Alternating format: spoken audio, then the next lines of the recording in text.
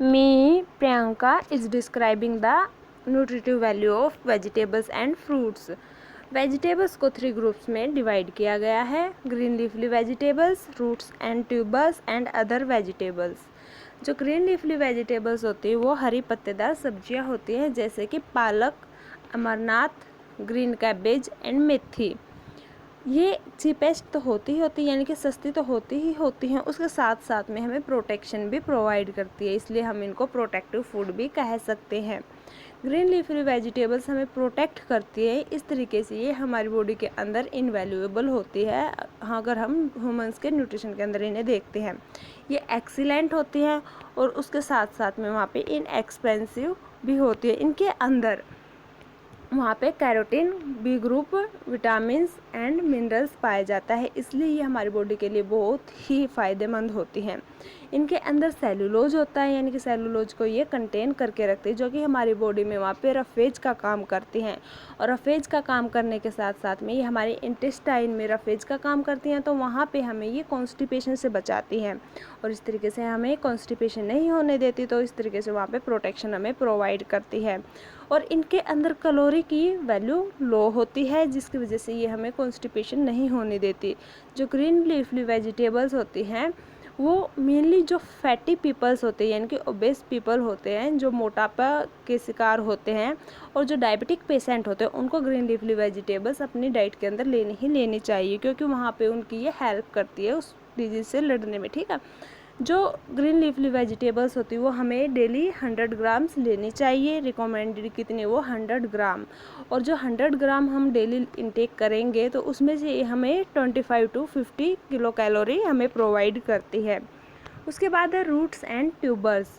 Roots and tubers ऐसी vegetables होती है जो कि ज़मीन के अंदर उगाई जाती हैं। देखो, जो दूसरी वेजिटेबल्स होती है वो तो क्या, जो मिट्टी होती है मिट्टी से ऊपर आके वहाँ पे लगती हैं। ठीक है, और जो रूट्स एंड ट्यूबर्स होती है वो मिट्टी के नीचे लगती हैं।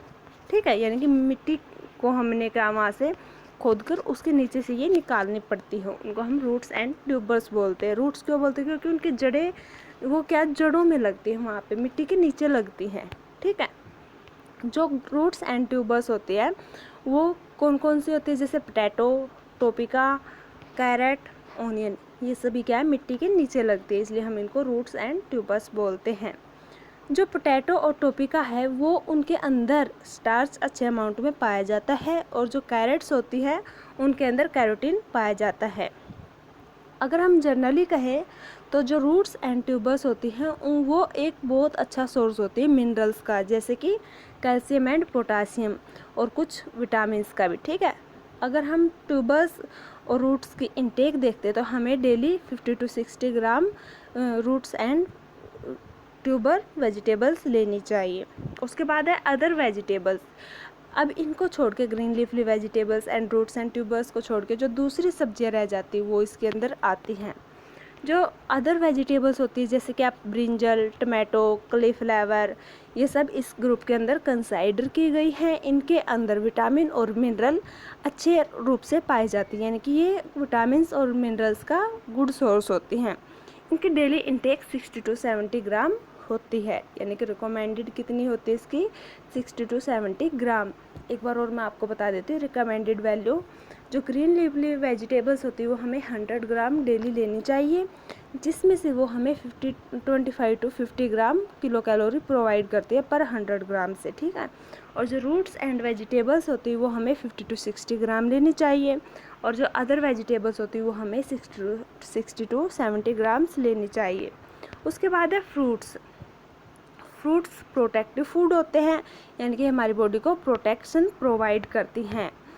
उसके साथ साथ में देखो, ये प्रोटेक्शन प्रोवाइड करती है तो इस तरीके से ह्यूमन बॉडी के अंदर वहाँ पे इनवैल्यूएबल हो जाती है, यानी कि उनकी वैल्यू बहुत ज़्यादा वहाँ पे होती है, या वो हमें अच्छे तरीके से वहाँ पे इम्यूनिटी प्रोवाइड करती हैं। इनको हम कच्चे और फ्रेश, यानी कि ताज़ा और कच्चे भी खा सकते हैं। ये नहीं है कि हमें इनको पकाना है, उबालना है, ऐसा नहीं है। बस इनको हम साफ़ तरीके से वहाँ पे हाइजीन मेंटेन करके अच्छे से धो के और कच्चा ही खा सकते हैं। जो यहाँ पे फ्रूट्स होते हैं उनके अंदर विटामिन्स पाए जाते हैं और वो इजीली अवेलेबल होते हैं। जो न्यूट्रिटिव वैल्यू होती है फ्रूट्स की वो उनके अंदर विटामिन पाए जाते हैं, स्पेशली क्या पाया जाता है, विटामिन सी एंड कैरोटीन। जो इंडियन गूजबेरी होते हैं, गूजबेरी को हम आंवला भी बोलते हैं, और अमरूद यानी कि गवावा, ये विटामिन सी से भरपूर होते हैं। और पपाया एंड मैंगो जो होते हैं वो क्या है, गुड सोर्स होते हैं कैरोटीन का। ठीक है, पपाया एंड मैंगो कैरोटीन का गुड सोर्स होते हैं। फ्रूट्स हमें मिनरल्स भी प्रोवाइड करते हैं। और जैसे क्या है, सीताफल है वो कैल्शियम से भरपूर होता है, उसके अंदर कैल्शियम भरपूर अमाउंट में पाया जाता है।